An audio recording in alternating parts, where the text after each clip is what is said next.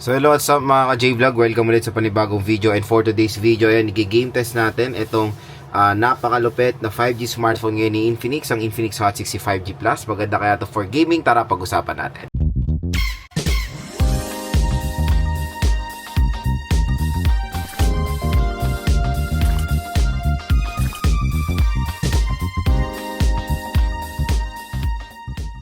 Itong smartphone na to ay meron 256GB of internal storage. So 5GB ang ating itetest. Meron tayo Honor of Kings, COD, ML, Genshin at Wuthering of Waves.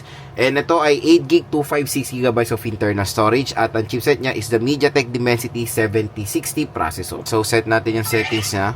So yung settings nito nasa lowest, yan yung trinay ko at playable naman siya. So ngayon try natin siya sa highest. Sa lowest, pa rin, may mga frame drops pa rin time to time. Ayan, off na natin yung motion blur. 60 fps. So let's try. Ayan, medyo gumanda yung graphics niya, pero ang tanong, kung makakalaro ba tayo? Sa lowest, nakakalaro naman tayo kahit papaano eh.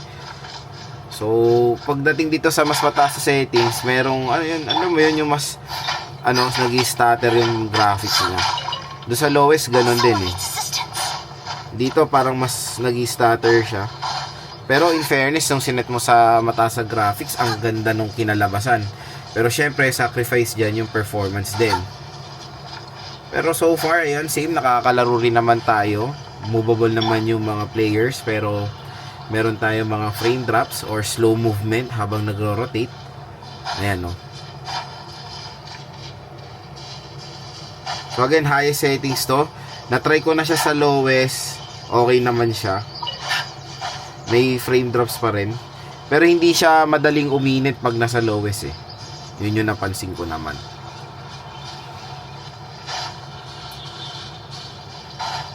So again, the processor is the MediaTek Dimensity 7060.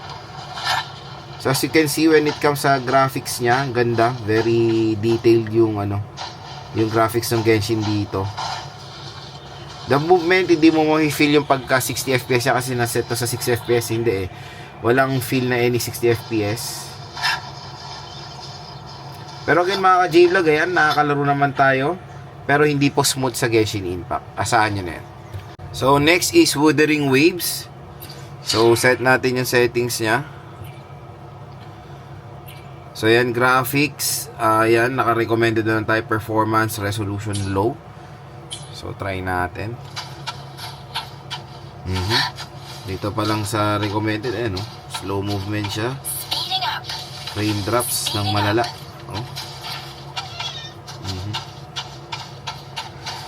Para siyang tumatalon na BCD. Nararan mo naman yung game, pero when it comes sa performance, hindi siya smooth mga idol. So let's try mag-battle. Grabe lag. Grabe frame drop.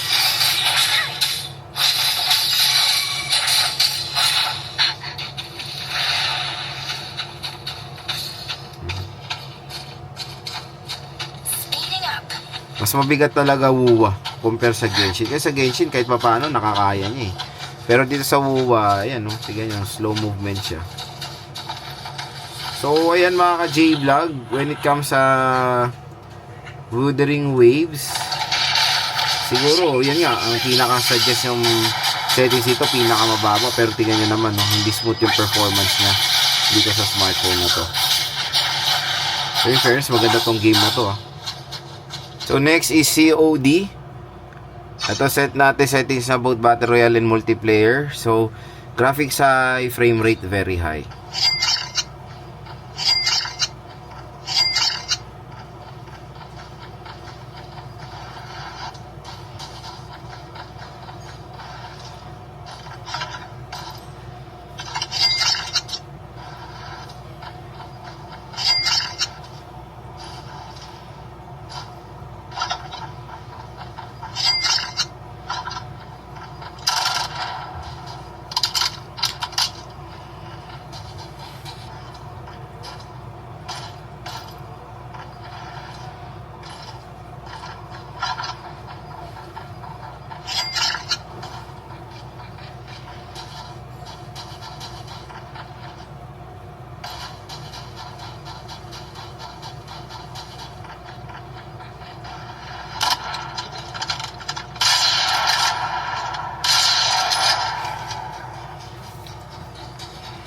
So pagdating sa COD Battle Royale, playable naman siya dito sa Infinix Hot 65G Plus. Meron lang ako napansin na frame drops habang may kalaban tayo, pero manageable naman.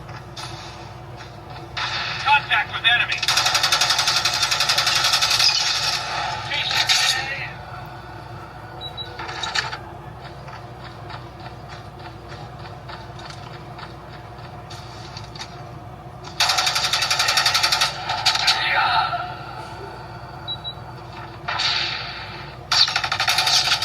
Tango down.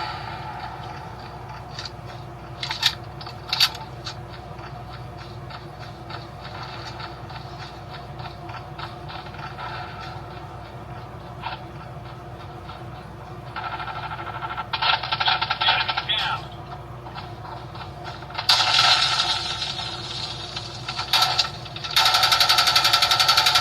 Target down.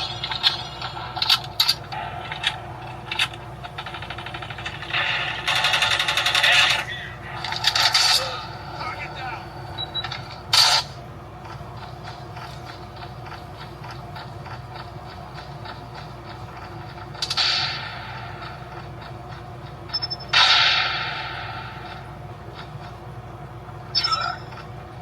Enemy contact. So pagdating sa COD multiplayer, super playable naman siya dito sa Infinix Hot 65G Plus. Mas lighter yung load niya at nakakalaro tayo ng mabuti dito mga idol. So next is Honor of Kings. So set natin yung settings niya. Ayan, so graphics natin nasa high, resolution natin nasa ultra.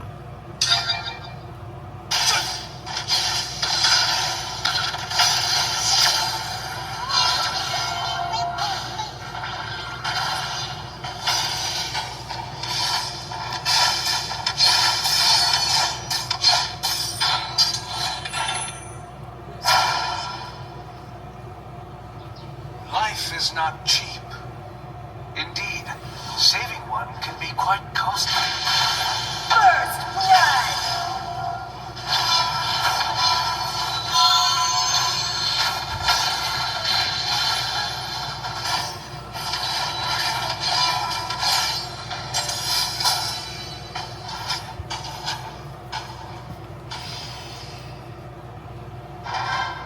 Whoever lives the longest wins.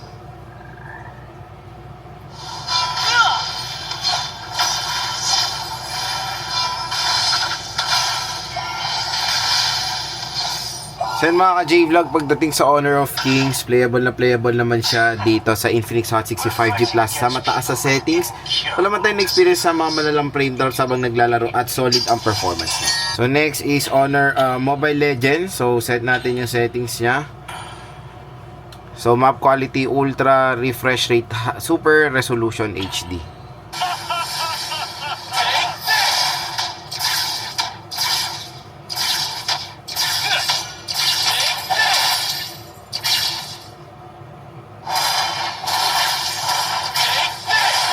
You can't have an adventure without getting some sand in your shoes.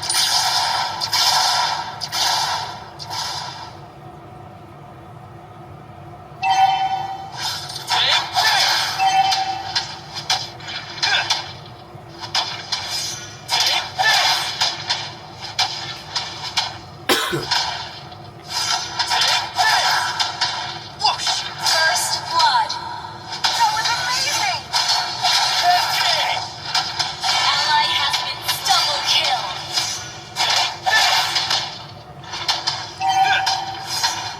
Request backup!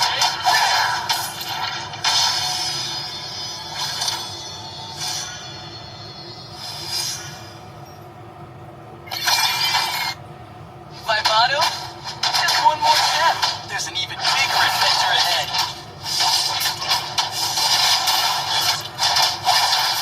So pagdating sa Mobile Legends mga ka-J-Vlog, as you can see, napakaganda ng performance yan.